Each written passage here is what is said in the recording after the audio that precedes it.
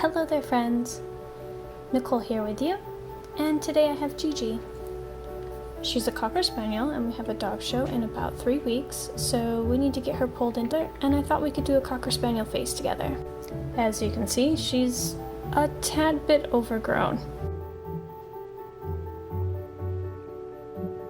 Let's get started.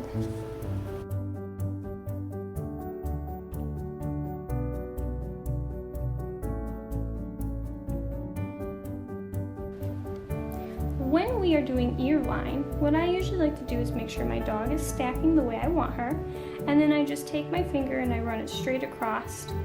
That's about where I want her line to be. Now again, if you have a really high ear set or a really low ear set, that line's going to change accordingly. There's also a little flap in here, which you can't quite see yet, but you will when I shave all of this clean. And usually right where that turn of the flap starts, that's usually right about where you're ending, and that's about right where her ear set is ending. When I'm trimming ears, I personally like the look of a more blended feature, so I'm going to use a 30 with grain. If you like the more obvious stop when it comes down to the end of the ear, you can use a 10 in reverse. So we're going to take a 30 here. And what I like to do is just pinch off so that way I know that's how far I need to go down. This is the bulb of her ear, and I'm just going to skim straight to my finger. That will set my line so that way I know. So we're just going to take all of this, and we really want to make sure we get right up around that earlobe, because we want all of this ear part to be nice and clean. And then again, be mindful of this flap. You're going to want to pull it and make sure that your hands are behind, so that way everything's nice and flat when the clippers run over it. If anything sticks up, think of it like a nail sticking up out of a board. It's going to grab and it's going to cut. Alright, so now that we can kind of see, we want to make sure double check our line. And we're just going to do the cleaning up touches on here and make sure that the whole outside of the ear is nice and clean. Then we're going to flip the ear over, and we're going to use that same line, but we're going to use it to use the inside of the ear. A lot of Cocker Spaniels have ear infections very, very easily, or they can get ear infections really, really easily. So you really want to make sure this ear canal is pretty clean. And then you always want to be careful of that little flap on this side where you have the extra skin. Make sure that it lays flat, and you run with your hand behind it. My fingers are behind here supporting the ear. And I'm just going to clean all of that up.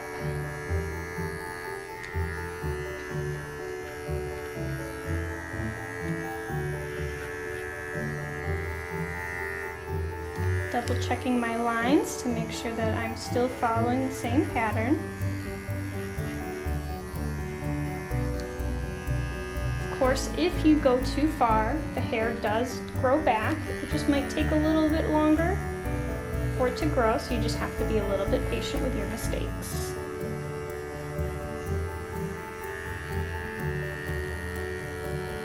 And then what I'm doing here is I'm kind of pulling the skin and doing a slight edging. I never want to take edging like this across the ear, because if I'm going to grab something that sticks out. So when I do it, I like to do a roll, where I roll that edge into my flat clipper. And the nice thing about skin is you can see, like, it rolls. So this way, I'm still getting the nice flat edge, but I'm not taking the edge of the ear through the clippers. Maybe we want to get you here.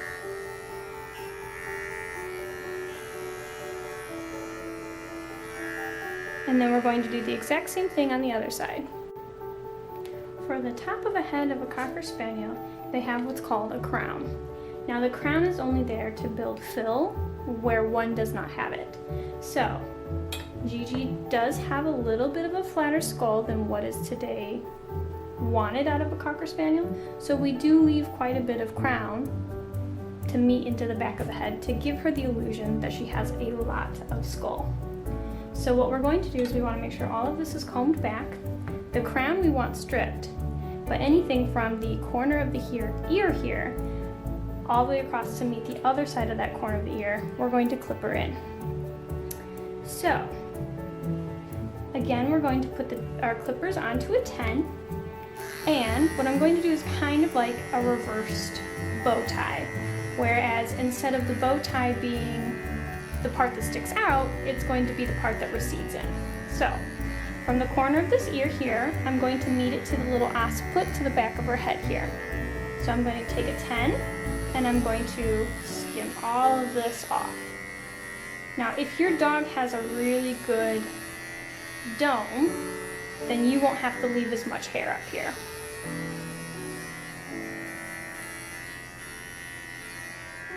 So, skim this off into the back. And then what I like to do is with my 10, I just like to pick up and skim it for a little bit of easier blending. If you're not as confident, then you're going to want to use thinners or your thinning shears. Then I'm going to meet this side of the head, and I'm going to again go from corner of ear to the back of the occiput here. And I'm going to meet those two lines together. That's going to be the starting of my crown.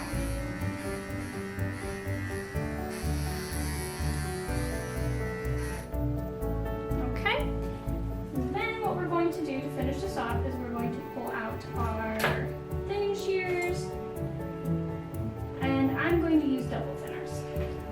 So to continue this off, now what we're going to do, so that way we don't take all of this build off, is I'm going to comb this to the side so you can see all of that hair that sticks out from the side there, and I'm going to thinning shear that off. I have double thinners because it adds a little bit easier of a blend. Let's see if I can. All of my tools are going to be viewable. There we go. All of my tools are viewable in the toolbox in the description below, so you can see exactly what it is that I'm using today. So we're going to side comb all of that over, and then again following the same line from corner of ear to corner of eye, I'm going to chop anything off that sticks out over that line. Really making sure that the corner of the eye is clean.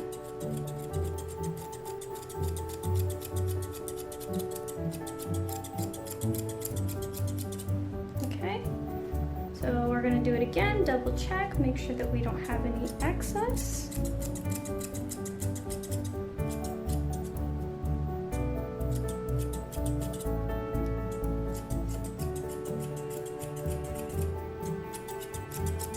Be prepared, all Cocker Spaniels somehow can make their heads weigh about 30 pounds, and they get really comfy when you're holding their face and they start to kind of pancake out or melt. See melting?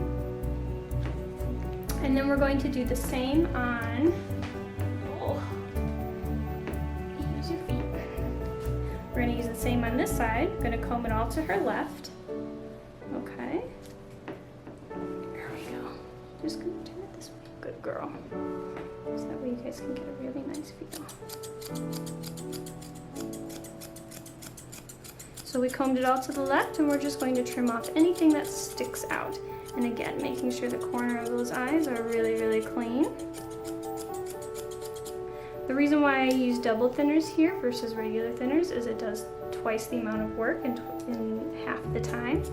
So these are going to take out a lot of hair very, very quickly, and they blend lines really easily. Where thinners are great for blending lines, your double thinners really just give it, it has two sides that are teeth rather than full blade, so it's a lot more random about its choice of cut.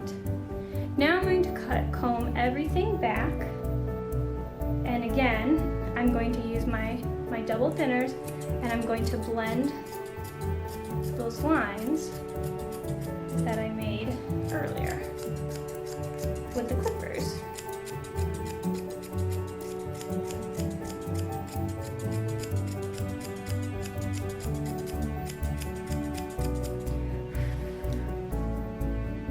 Now she's really overgrown on the top here, so her colics are really going to stand out.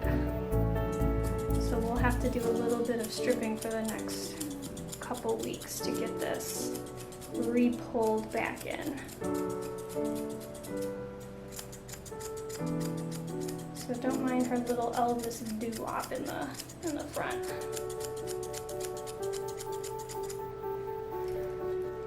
So you can kind of see that skull is starting to come together. Her eyebrows, you can really see now. And then once her colic lays down here, you'll see that she's got a nice brow and then a little bit of crown meeting into the back of the head. Of course, we have a lot of hand stripping for her back coat to get done. She is way overdue.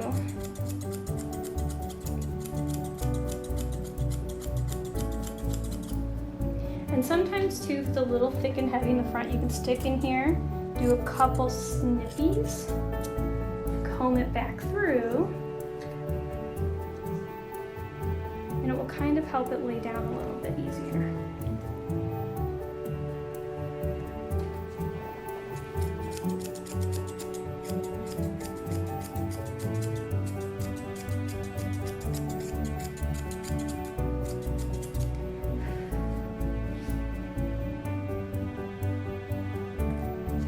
Make sure those brows don't have any hair on them.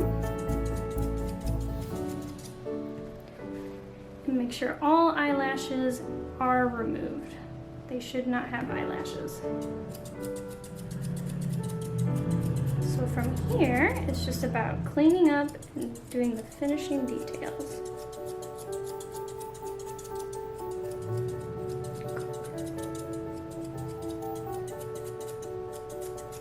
And in areas where you might be slightly uncomfortable, just slow it down. Make sure that you have your hand on the dog, because now I can feel if she's going to try and move and look at something out the window, or if another dog makes a sound and she wants to see what that is.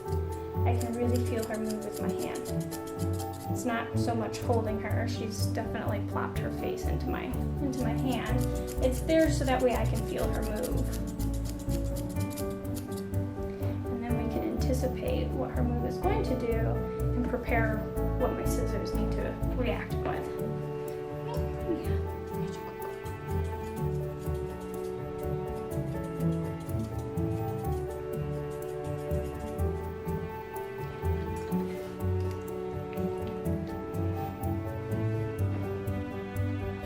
When it comes to hand stripping the head, we really want to strip this part back, and that will help kind of pull out that colic as well. I'm putting a little bit of pressure here to kind of hold that skin, because if I didn't, you can see like my finger is on the same spot of skin, but it's very, very loose up there, very movable. And like all hand strips, you want that skin nice and taut. So we're just removing all of this dead soft coat out of there. And then what you can do too to really emphasize the stop on a Cocker Spaniel is take a stone and just run it through there. And you can see like it's pulling out all of this dead coat. See that there? I don't know, it's really fine. Let's see if we can get a zoom in. So we'll just run the stone through here and kind of see what we're doing there. And you can kind of see all of that soft coat that's coming out.